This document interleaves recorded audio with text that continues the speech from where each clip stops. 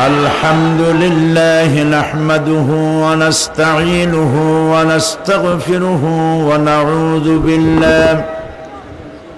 ونعوذ بالله من شرور أنفسنا ومن سيئات أعمالنا من يهد الله فلا مضل له ومن يضلل فلا هادي له ونشهد أن لا إله إلا الله وحده لا شريك له ونشهد أن سيدنا وحبيبنا ومولانا محمدا عبده ورسوله الذي أرسله بالحق بشيرا ونذيرا وداعيا إلى الله بإذنه وسراجا منيرا فقد قال الله تعالى في كلامه المجيد وفرقانه الحميد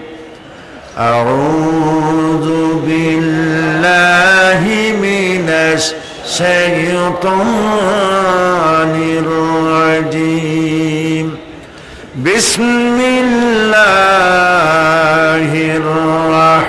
الرحمن الرحيم إن الله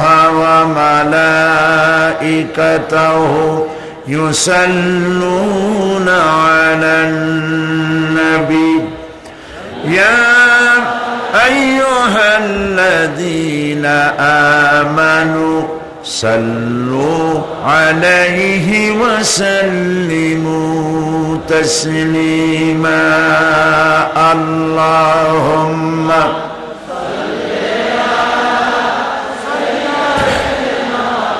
مولانا محمد وعلى آل سيدنا مولانا محمد প্রাণ খুলে মোহব্বতের সাথে সবাই পড়েন আল্লাহুম্মা সাল্লি আলা মাওলানা মুহাম্মদ ওয়া আলা আলি সাইয়্যিদিনা মাওলানা মুহাম্মদ بلغ العلا بكماله كشف الدجى بجماله حسنت جميع خصاله صلوا عليه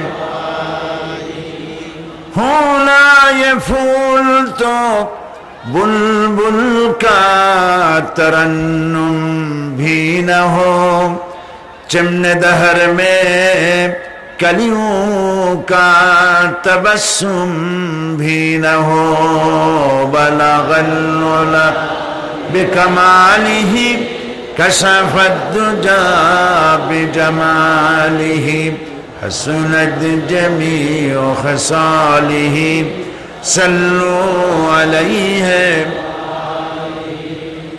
नसीमा जानबे बतहा गुजर कुन ज़हवालम मुहम्मद रा खबर कुन बलगल उलम बिकमालिही बिजमालिही हसनत जमीउ खसालिही सल्लु अलैहि व आलिही अल्लाहुम्मा आमीन रब्बना ज़लमना अनफुसना व इन लम तग़फिर लना व तरहमना लनकूनन्ना मिनल खासिरीन आय अल्लाह ताआला वीर चट्टलार शहीद रजवाली परेड मैदाने ঐতিহাসিক তাফসীরুল কোরআন মাহফিলের আজকের এই সমাপনী দিবসে লক্ষ লক্ষ জনতা নিয়ে তোমার দরবারে হাত তুলেছি মেহেরবানি করে দুরূদ ও সালাম টুকুন সোনার মদিনায় নবী পাকের রওজা মুবারকে পৌঁছে দাও तमाम পৃথিবীর মাটির নিচে যত মুমিন মুমিনাত শুয়ে আছেন তাদের আরওয়ার পরে সওয়াব পৌঁছায় দাও রব্বুল আলামিন। এ মাহফিলের আয়োজন যারা করেছেন আর শোনার জন্য যারা এসেছেন, কিয়ামতের দিন মুসিবতের সময় এ মাহফিল আমাদের সকলের জন্য নাজাতের ওসিলা বানিয়ে দিও আল্লাহ রব্বুল আলামিন। এই মাহফিলে তোমার কোরআনের মাহফিলে আসতে গিয়ে তোমার তিনজন গোলাম শাহাদাত বরণ করেছে। আল্লাহ পাক তুমি তাদেরকে শাহাদাতের মর্যাদা দান করে জান্নাতুল ফেরদাউসের মেহমান বানায় নাও। হসপিটালে যারা মৃত্যু যন্ত্রণায় রয়েছে আল্লাহ পাক দয়া করে তুমি তাদের হায়াত বাড়ায়া দাও। আয় আল্লাহ তাআলা, এ বিশাল মাহফিল কন্ট্রোল করার কোন শক্তি বিডিআর পুলিশ অথবা সমাজ কল্যাণ পরিষদের নাই। আল্লাহ তুমি দয়া করে তোমার কুদরতি ভাবে মাহফিলকে নিয়ন্ত্রণ করো। ইয়া রব করম তু अगर करे वो बात जुमा को जो दिल पर असर करे रब्बना तक़ब्बल मिन्ना इन्नका अंतस समीउल अलीम व तुब अलैना इन्नका अंतत तव्वाबुर रहीम सुब्हान रब्बिका रब्बिल इज्जति अम्मा यसिफून व सलामुन अलल मुरसलीन वल्हम्दुलिल्लाहि रब्बिल आलमीन। जनाब सदर, আজকের এই বিশাল জনসমুদ্রের সভাপতি, চট্টগ্রাম ইসলামী সমাজ কল্যাণ পরিষদের সম্মানিত সভাপতি শাইখুল হাদিস হযরত মাওলানা শামসুদ্দিন সাহেব মাদজুল্লুল আলী, আজকের মাহফিলের রৌনক বখশ মেহমান औलाद रसूल हजरत मौलाना सैयद अनवार हुसैन ताहिर जाबिरी अल मदानी मद्दजुल्लुल आली, আজকের এই মাহফিলের সম্মানিত মেহমান চট্টগ্রামের গর্বিত সন্তান, গণপ্রজাতন্ত্রী বাংলাদেশ সরকারের বিমান এবং পর্যটন মন্ত্রণালয়ের দায়িত্বশীল প্রতিমন্ত্রী জনাব আলহাজ মীর নাসির উদ্দিন সাহেব, খুটাখালীর পীর সাহেব, জামাত ইসলামী বাংলাদেশের কেন্দ্রীয় সহকারী সেক্রেটারি জেনারেল, বাংলাদেশ শ্রমিক কল্যাণ ফেডারেশনের সম্মানিত সভাপতি জনাব অধ্যাপক মুজিবুর রহমান সাহেব, আমাদের অত্যন্ত প্রিয় সংসদ সদস্য জনাব আলহাজ শাহজাহান চৌধুরী সাহেব, চট্টগ্রামের শীর্ষস্থানীয় উলামায়ে কেরাম, রাজনৈতিক দলের নেতৃবৃন্দ, সম্মানিত বীর চট্টলাবাসী, বাংলাদেশের বিভিন্ন জেলা থেকে আগত সম্মানিত ভাইয়েরা, প্রতিবেশী দেশ ভারত মায়ানমার থেকে আগত সম্মানিত ভাইয়েরা, আইন শৃঙ্খলায় নিয়োজিত সরকারি সদস্যবৃন্দ, সুপ্রিয় সাংবাদিক বৃন্দ, আসসালামু আলাইকুম ওয়া রাহমাতুল্লাহি ওয়া বারাকাতুহু। সাথে সাথে এ মাহফিলে অসংখ্য মা বোনেরা এসেছেন, তাদের প্যান্ডেলে জায়গা হয়নি, তাদের জন্য আলাদা 3টা প্যান্ডেল আছে, তারপরেও আরো 2-4টি রাজপথ তারা দখল করে ফেলেছেন। তাদেরকেও আমি আমার অন্তরের অন্তঃস্থল থেকে সালাম জানাচ্ছি। আমরা আল্লাহ রাব্বুল আলামিন তার দরবারে বিনয়ের সাথে হৃদয়ের সবটুকুন আবেগ উজাড় করে শুকরিয়া জ্ঞাপন করছি, যিনি এই বিশাল মাহফিলে আমাদেরকে শরীক হওয়ার তৌফিক এনায়েত করেছেন। সকলে পড়ছি আলহামদুলিল্লাহ। রব্বানা লাকাল হামদ হামদান কাসীরান তাইয়িবান মুবারাকান ফি ইয়া রাব্বি লাকাল হামদু কামা ইয়ানবাগি লিজালালি ওয়াজহিকা ওয়া আযীমি সুলতানিকা। বিশাল আকাশের মালিক, বিস্তীর্ণ এই বিশ্বের মালিক, সমুদ্র মহাসমুদ্র, পাহাড় পর্বত, তরুলতা, কীটপতঙ্গ, জিন ও ইনসানের একচ্ছত্র মালিক আমাদের রব, আমাদের খালেক, আমাদের মুনিব আল্লাহ সুবহানাহু ওয়া তাআলার দরবারে শুকরিয়া আদায় করে নিলাম। তিনি দয়া করে এ মাহফিলে আমাদেরকে আসার সুযোগ করে দিয়েছেন। ঠিক কিনা বলেন? এই প্রচন্ড শীতকে উপেক্ষা করে এত মানুষের এই প্রচন্ড ঢল, এটি কিসের আকর্ষণ? প্রিয় ভাই সব, নির্দ্বিধায় বলতে চাই, এই বিশাল আকর্ষণ মানুষের উপচে পড়া উত্তাল ঢেউ, এর পেছনে আকর্ষণ কোনো ব্যক্তি নয়। আল্লাহর কসম, আকর্ষণ কেবলমাত্র আল্লাহ রাব্বুল আলামিনের কোরআনে কারীম। এ কোরআন আল্লাহর। বলুন, এটি কার? এটি আল্লাহ পাকের বাণী। এ কোরআনের রয়েছে অসংখ্য মুজিজা, অসংখ্য মুজিজা।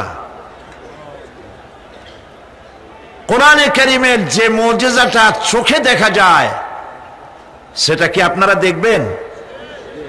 সেটা কি দেখবেন? চোখে দেখা মুজিজা দেখায়। কোরআনের অসংখ্য মুজিজা আছে, যেটা দেখা যায় চোখে, সেটি তাকিয়ে দেখুন। এই বিশাল জনসমুদ্র আয়োজন করতে যে কোনো রাজনৈতিক দলের জন্য কত লক্ষ কোটি টাকা খরচ করতে হবে, কত পুলিশ, কত বিডিআর, কত আর্মি লাগবে সুশৃঙ্খল পরিবেশে বসিয়ে রাখতে।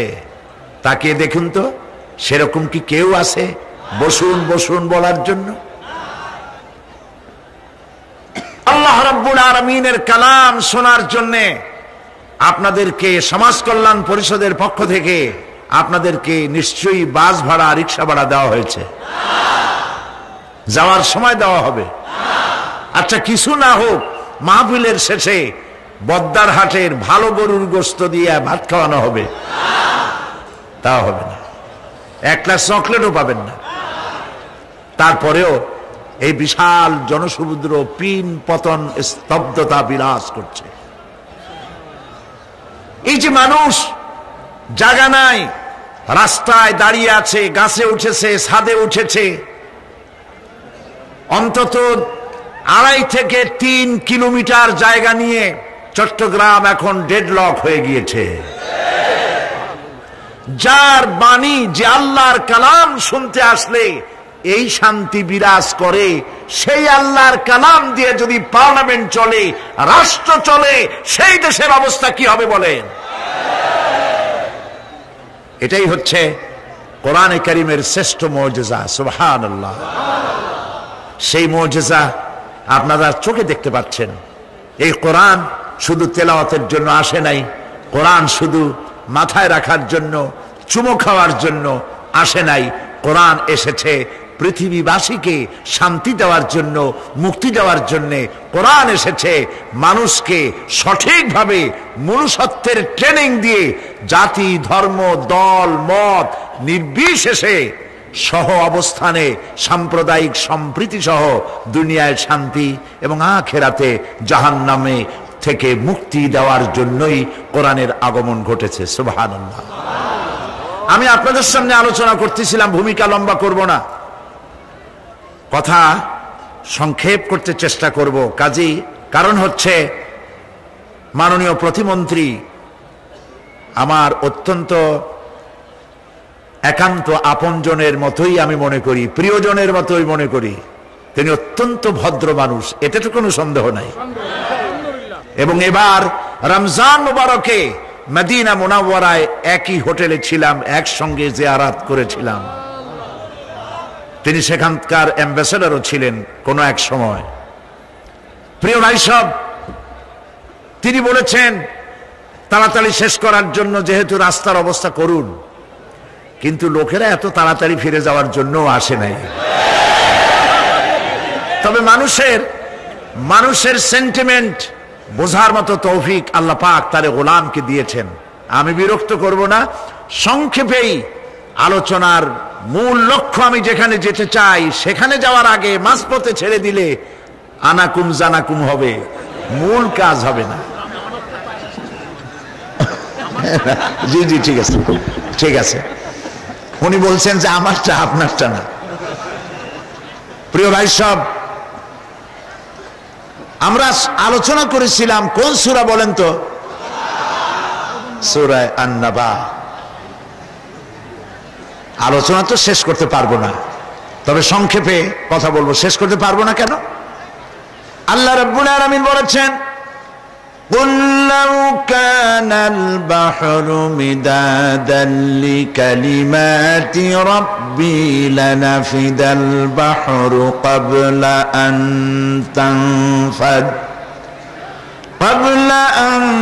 تَنْفَدَ كَلِمَاتُ رَبِّي وَلَوْ جِئْنَا بِمِثْلِهِ مَدَدًا। আমার আল্লাহ পাক বলেন, ও আমার নবী, আপনি বলুন, तमाम পৃথিবীর সমস্ত সমুদ্র আর মহাসমুদ্রের পানি যদি কালি হয়ে যায়, আর তাই দিয়ে যদি আমার রবের কালামের ব্যাখ্যা লেখা যদি শুরু হয়ে যায়, লিখতে লিখতে तमाम পৃথিবীর সমস্ত পানি শেষ হয়ে যাবে, আমার আল্লাহ রব্বুল আলামিনের কালেমার ব্যাখ্যা লেখা শেষ হবে না। এ হচ্ছে সে আজিম কিতাব। কি দুর্ভাগ্য আমাদের, এত বড় কিতাব, এর দ্বারা শিক্ষা নিতে পারলাম না। প্রিয় ভাই সব, এই কিতাব দিয়েই, এই কিতাবের কারণেই তদানীন্তন পৃথিবীর super power Roman empire, Persian empire, Nabi Karim সাল্লাল্লাহু আলাইহি সাল্লামের সাহাবায়ে কেরামের কদমের উপরে চুমা খাইছিল। সুবহানাল্লাহ। আজ আমরা লাথি খাই, আর ওই সময় আমাদের পায়ে ওরা চুমা খাইতো। আজকে রোমান এম্পায়ার, পার্সিয়ান এম্পায়ার যেমন সুপার পাওয়ার, সেই যুগের আজকের super power America, German, Japan, Britain, এরা হলো সুপার পাওয়ার। সেই যুগের সুপার পাওয়ার এরা মুসলমানদের পায়ে চুমা খাইতো, আর আজকের সুপার পাওয়ার এরা আমাদেরকে মারে। কথা ঠিক কিনা? এই মার কেন খাইতেছে? शेर की सर पे बिल्ली खेल रही, शेर की सर पे बिल्ली खेल रही, कैसा है मुसलमान का बदनसीब, शहादत की तमन्ना भूल गई, तस्बीह की दानों में जन्नत ढूंढ रही। সিংহের মাথার উপরে বিড়ালেরা আজ লাফালাফি করতেছে। মুসলমানেরা সিংহের জাত, খালিদ বিন ওলীদের উত্তরসূরি, সালাউদ্দিন আইয়ুবের উত্তরসূরি, শহীদ তিতুমীরের উত্তরসূরি, তাদের মাথার উপরে বুশ আর শ্যারনের মতো বাঁদরেরা মুসলমানের মাথায় লাফাচ্ছে। মুসলমানদের বদকিসমত, শাহাদাত কি তামান্না ভুল গই। এ মুসলিম মিল্লাত শাহাদাতের তামান্না কলিজা থেকে উঠে গিয়েছে। তসবিহ কি দানু মে জান্নাত ঢুঁढ রহি, তসবির দানা গনে কোন বেহেশতে যাব, কোন বেহেশতে যাব, কোন বেহেশতে যাব। জান্নাতের তসবির দানার ভিতরে জান্নাত পাওয়া যায় না। তাহলে রাসূলুল্লাহ বলে যেতেন, নবী করিম সাল্লাল্লাহু আলাইহি সাল্লাম বলেছেন, আল জান্নাতু তাহতা জিলালিস সায়ুফ, জান্নাত হচ্ছে তরবারির ছায়াতলে। যতদিন মুসলমানদের হাতে ছিল কোরআন আর তরবারি, ততদিন ছিল মুসলমানদের বিজয়ের কাল। বিশ্বকবি, কবি সম্রাট বিশ্বকবি ডক্টর আল্লামা ইকবাল, আল্লাহ জান্নাতুল ফিরদাউস নসিব করুন, তিনি বলেছেন, তুঝে বাতাও তকদীরে উমম ক্যা হ্যায়, তুঝে বাতাও তকদীরে উমম ক্যা হ্যায়, শমশীরো সিনা আউয়াল তাউস রুবাবাখির। এসো, তোমাদেরকে আজ এই জাতির মুসলিম মিল্লাতের অরুজ এবং জওয়াল, উত্থান আর পতনের ইতিহাস শোনাই। এই মুসলমানদের হাতে যতদিন ছিল তরবারি আর কোরআন, ততদিন দুনিয়া তার পায়ে চুমা খেয়েছে। আর যখন কোরআনের পরিবর্তে এসেছে তবলা, বেহালা, গিটার, নারিন্দা, সারিন্দা, হারমোনিয়াম, সারেগামা, এই কপাল পোড়া যন্ত্রগুলি যখন মুসলমানদের হাতে এসেছে, কোরআন আর তরবারির পরিবর্তে কপাল পোড়া শুরু হয়েছে সেই দিন থেকে। প্রিয় ভাই সব, এটা একটা আলাদা বক্তৃতা, সেদিকে আমি যাব না। আমি আপনাদেরকে তাফসীর শোনাবো ইনশাআল্লাহ। বলি ইনশাআল্লাহ। যেখান থেকে শেষ করছিলাম কাল, তারপরের থেকে শুরু হবে। শয়তানের ওয়াসওয়াসা থেকে পানাহ চাই নেই। আর একটু বলে নেই, নিতান্ত মানুষ তো আমরা, পেশাব পায়খানার জরুরত হতে পারে, ঠিক কিনা বলে? এরকমের পেশাব পায়খানার জরুরত ছাড়া মাহফিল থেকে কেউ উঠে হাঁটবেন না, কারণ আপনার যাওয়ার কোনো রাস্তা নাই, সমস্ত রাস্তা বন্ধ। যেখানে যাবেন মুসলমানদেরকে কষ্ট দেওয়া ছাড়া আপনার কোনো পথ নাই, আর মুসলমানদেরকে কষ্ট দেওয়া কবিরা গুনাহ। নিতান্ত পেশাব পায়খানার জরুরত ছাড়া আল্লাহর কোন বান্দা মাহফিল থেকে বেরোবার চেষ্টা করবেন না, যেতে পারবেন না, কোনো দিকে যাওয়ার উপায় নাই। আসুন শয়তানের ওয়াসওয়াসা থেকে পানাহ চাই। পড়েন আমার সাথে গলা ছেড়ে দিয়া পুরুষোচিত কণ্ঠে, আউযু বিল্লাহি মিনাশ শাইতানির রাজীম, বিসমিল্লাহির রাহমানির রাহিম। বিতাড়িত মরদুদ শয়তানের ওয়াসওয়াসা থেকে পানাহ চাই পরম করুণাময় আল্লাহর নামে শুরু করছি। ইন্না লিল মুত্তাকিনা মাফাজা হাদাইকা ওয়া আনাবান ওয়া কাওয়াইবা আতরাবা ওয়া কাআসান দিহাকা لا يسمعون فيها لغوا ولا كذابا جزاء من ربك عطاء حسابا رب السماوات والأرض وما بينهما الرحمن لا يملكون منه خطابا صدق الله العظيم سورة النبأ إن للمتقين مفازا অবশ্যই মুত্তাকিদের জন্য রয়েছে সাফল্যের একটি স্থান। হাদাইকা ওয়া আনাবান ওয়া কাওয়াইবা আতরাবা, বাগবাগিচা, আঙ্গুর, নবযৌবনা সমবয়সী তরুণী বৃন্দ এবং রয়েছে উচ্ছ্বসিত পান পাত্র। লা ইয়াসমাউনা ফিহা লাগওয়ান ওয়ালা কিযাবা, সেখানে তারা কোনো আজে বাজে মিথ্যে কথা শুনতে পাবে না। জাযাআম মির রাব্বিকা আতাআন হিসাবা, তোমাদের রবের পক্ষ থেকে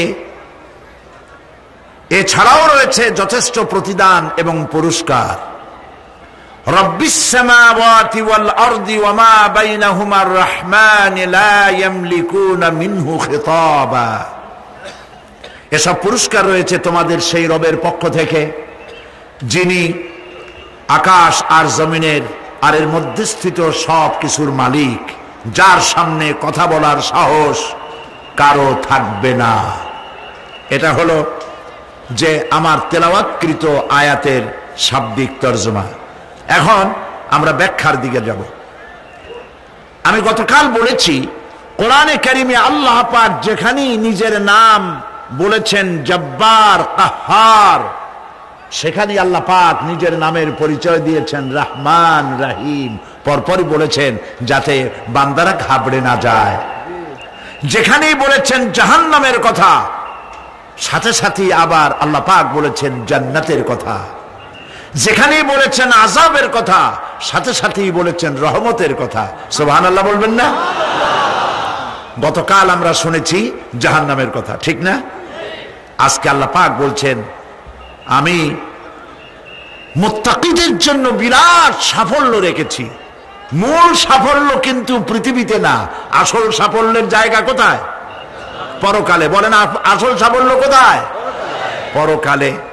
কত বড় মন্ত্রী হইলেন, কত বড় ডাক সেটে নেতা হলেন, কোন দেশের প্রধানমন্ত্রী হলেন, কত টাকার মালিক হলেন, এটাই আপনার সফলতার বিফলতার মানদণ্ড নয়। আসল সাফল্যের মানদণ্ড কিয়ামতের দিন আল্লাহ রাব্বুল আলামিন আপনার সাথে কি ব্যবহার করবেন, ওটার উপরই সফলতা নির্ভর করবে, বিফলতা নির্ভর করবে। প্রিয় ভাই সব, কিয়ামতের সাফল্য শুধুমাত্র মুত্তাকিদের জন্য। কাদের জন্য বলুন? মুত্তাকিদের জন্য।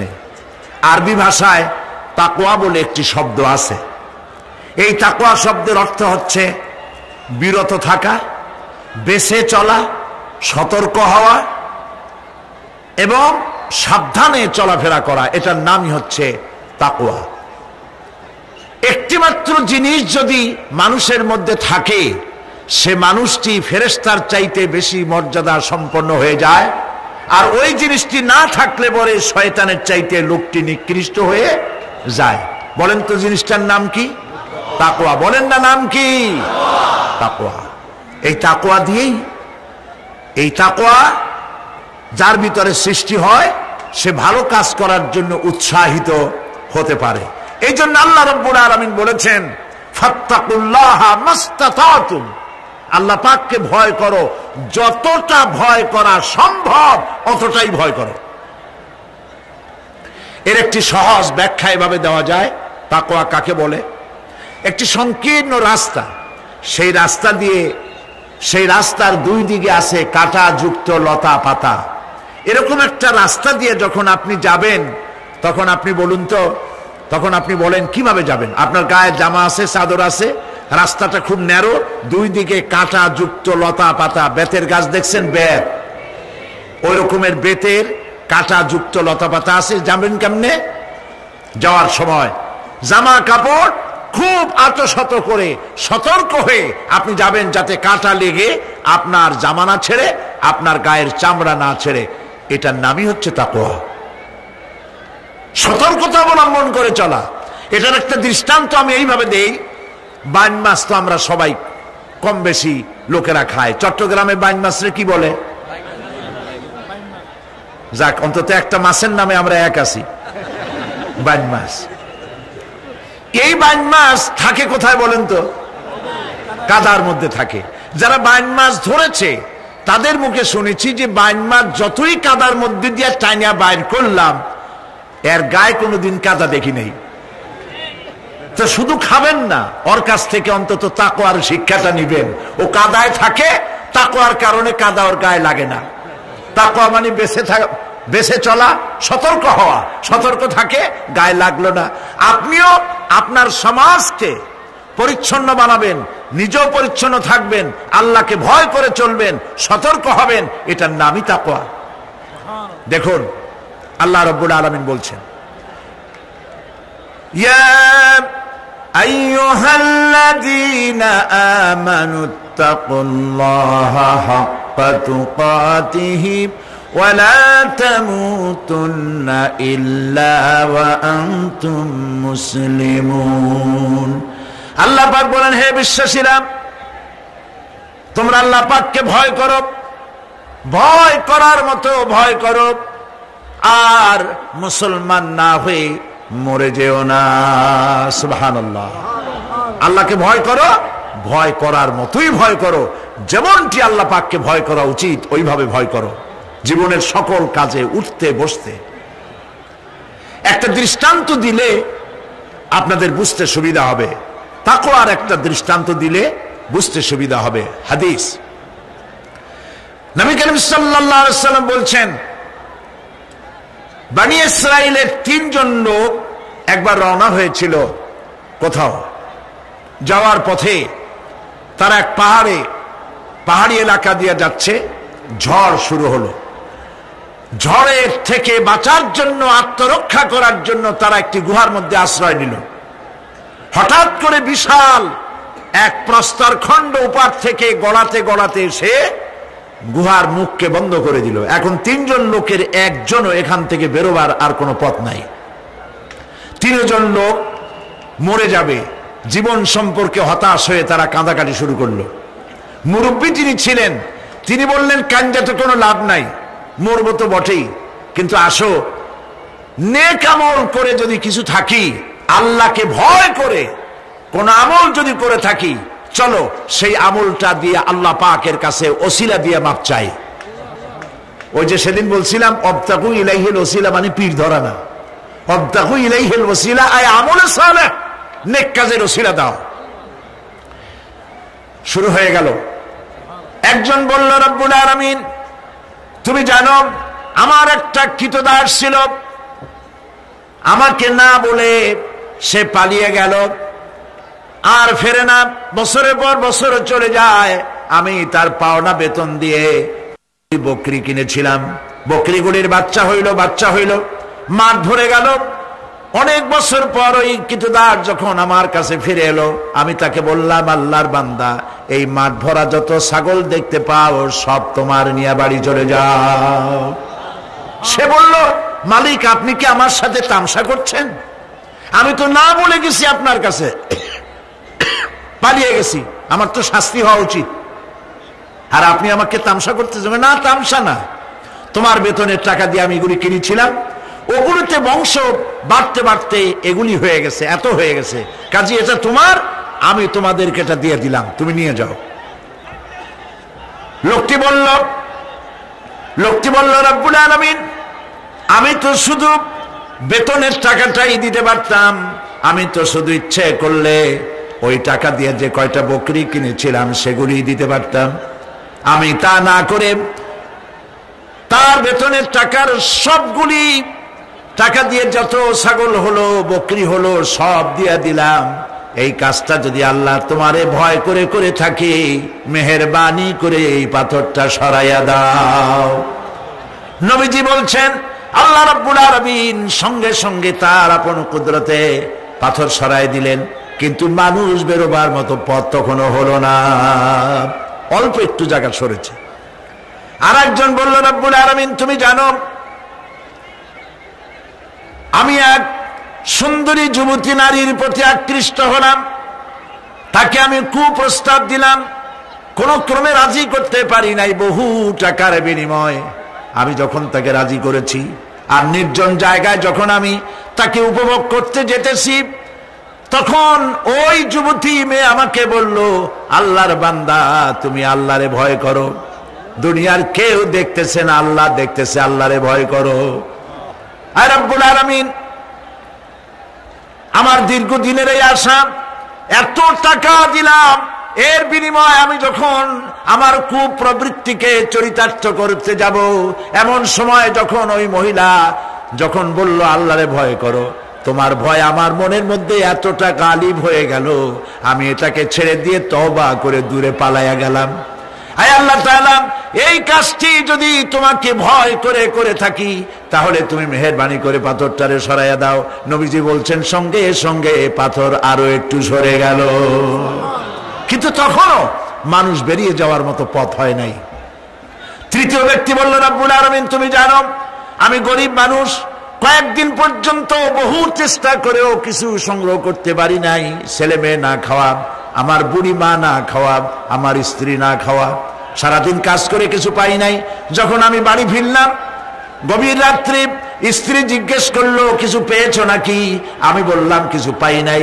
স্ত্রী তখন আমাকে বলল, আমার যে বকরি ছিল ওই বকরি দহন করে সামান্য একটু দুধ, 1 গ্লাস দুধ গরম করে রেখেছি, তোমার মায়েরে দেই নাই, বাচ্চাদের দেই নাই, আমি নিজে খাই নাই, তুমি কষ্ট করেছো, তুমি খাও। লোকটি বলল, রব্বুল আলামিন আমার ওই দুধের গ্লাস হাতে নিয়ে স্ত্রীর ক্ষুধার্ত চেহারা দেখে আমার মনের মধ্যে মায়া ঠিকই হলো, কিন্তু দুধ আমি তারে দিলাম না।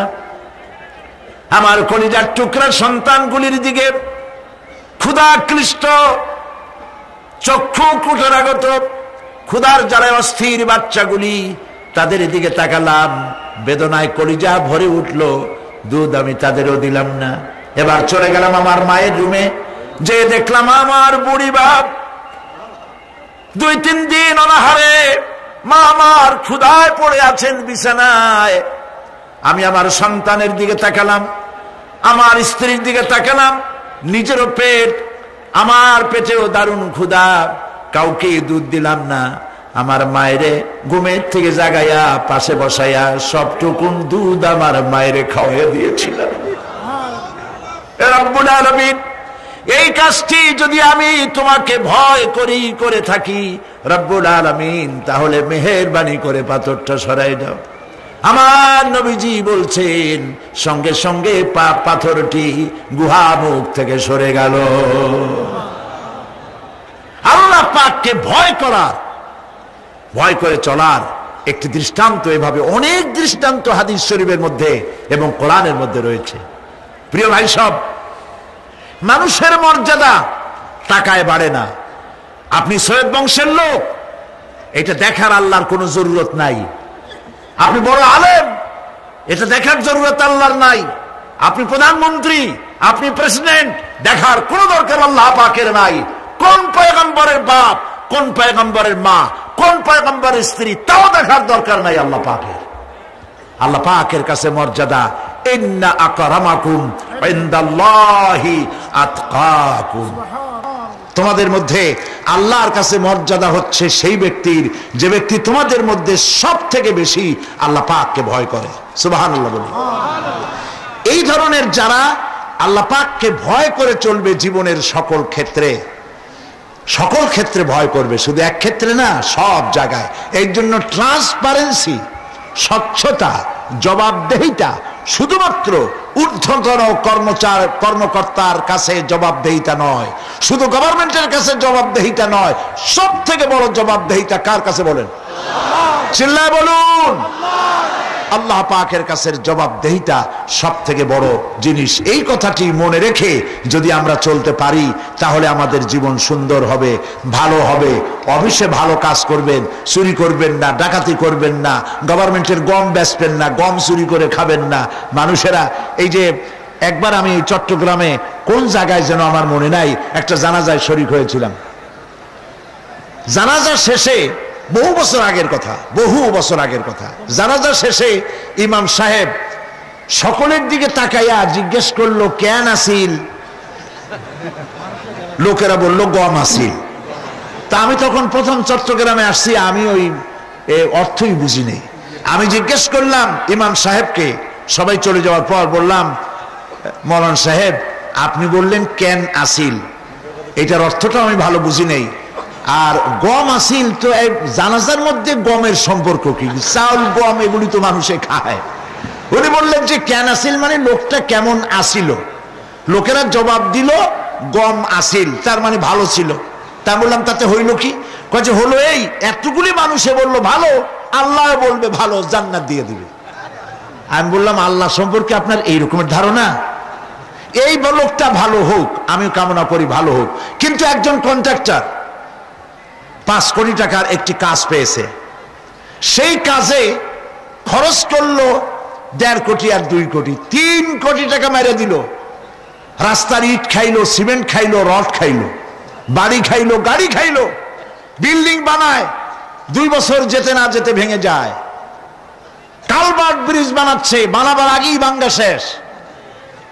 এই লোকটা এই রকমের যে টাকা মারলো, সরকারের টাকা, জনগণের টাকা মারলো, সর্বনাশ করলো, মিথ্যা সাক্ষী শিক্ষা দিল আইনজীবী হয়ে, এই যে কাজগুলি করলো, সবাই বলল লোকটা ভালো।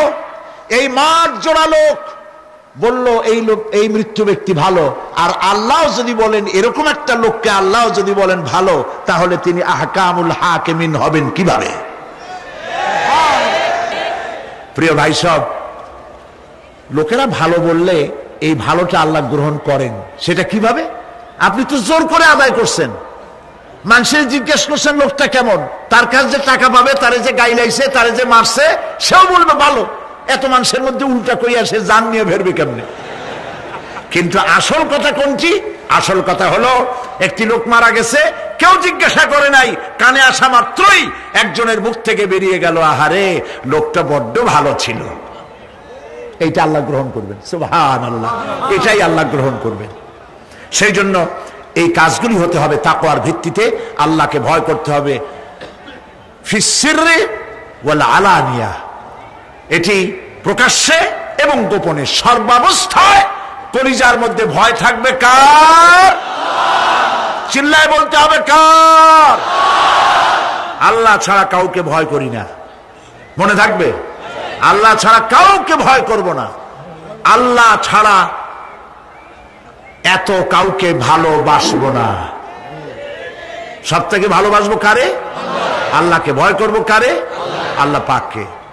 আল ঈমানু বাইনাল খাউফি ওয়ার রাদা, ঈমান হচ্ছে দুটি জিনিসের মধ্যে, ঈমান এবং আশা। ঈমান এবং আশা,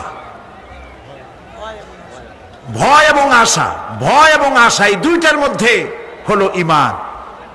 হযরত ওমর রাদিয়াল্লাহু তাআলা আনহু কিয়ামতের দিন তিনি বলেন, কিয়ামতের দিন আল্লাহ রাব্বুল আলামিন যদি বলেন পৃথিবীর সমস্ত মানুষ জান্নাতে চলে যাবে, একটা মানুষ মাত্রই জাহান্নামে যাবে, আমি আল্লাহ পাককে এত ভয় পাই, হতে পারে সেই ব্যক্তি আমি ওমর হয়ে যেতে পারি। আর যদি কিয়ামতের দিন আল্লাহ রাব্বুল আলামিন বলেন একটি মাত্র মানুষ জান্নাতে যাবে আর সব জাহান্নামে যাবে, আমি আমার আল্লাহকে এত আশা করি, এতই তার উপরে আশা রাখি যে সেই ব্যক্তি আমি ওমর হয়ে যেতে পারি। ভয় এবং আশা, এই দুটির ভিতরেই হয়েছে ঈমান। এই ধরনের পৃথিবীতে আল্লাহকে ভয় করে যারা চলবে, যা পাইলো ওর উপরে নিজেকে সীমাবদ্ধ রাখলো, বাড়াইলো না। প্রিয় ভাই সব, রমজান মাস আসছিল আবার চলেও গেল, ঠিক কিনা? কি জন্য আসছিল? আমরা যেন ইফতারিতে জম্মের খাওয়া খাইতে পারি, এই জন্য। রমজান মুবারকে সারাদিন রোজা রেখে ইফতারিতে মানুষ যা খাইলো, সুবহানাল্লাহ। পেঁয়াজি, সুবহানাল্লাহ, পিছন থেকেও বলতেছে, পেঁয়াজি, বেগুনি, ছোলা, মুড়ি, তরমুজ, আম, কাঁঠাল, এত খাওয়া খাইলো। কয় যে হুজুর এত ক্ষুধা লাগে ইফতারের সময়, মনে হয় খাওয়া যদি যাইতো তাহলে জগ আর গেলাসও খাইতাম। তাহলে সারাদিন যা না খাইছিল ওইটা ওইখানে আদায় করে নিল।